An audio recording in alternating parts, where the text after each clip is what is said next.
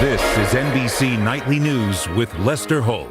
One of the nation's biggest banks is facing yet another scandal over customer bank accounts. This time, Wells Fargo is accused of adding insult to injury to customers victimized by fraud by unfairly closing their accounts.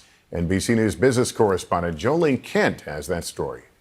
That's the alleged. Matthew Valles, a fraud investigator at Wells Fargo for 7 years, says he was fired for raising a red flag.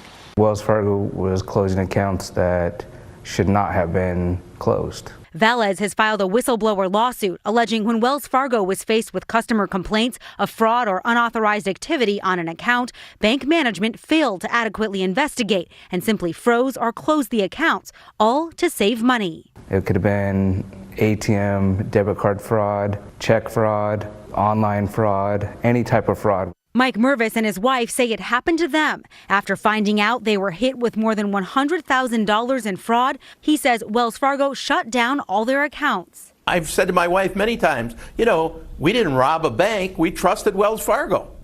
And that trust was not returned. Wells Fargo says, we do believe the bank made the appropriate decision about the Mervis' account. The bank also says it fired Valles after 2 reviews and that it's thoroughly investigating all consumer concerns, stating, our goal is to protect our customers and the bank from fraud, and we want to do so in ways that minimize the risk and impact on our customers.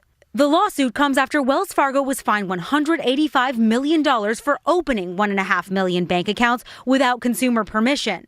Consumer advocates are concerned closures can damage customer credit scores. It goes onto this permanent record, and this could prevent them from opening up a new bank account. The Consumer Financial Protection Bureau is currently investigating whether Wells Fargo clients were unfairly harmed. Jolene Kent, NBC News, Los Angeles.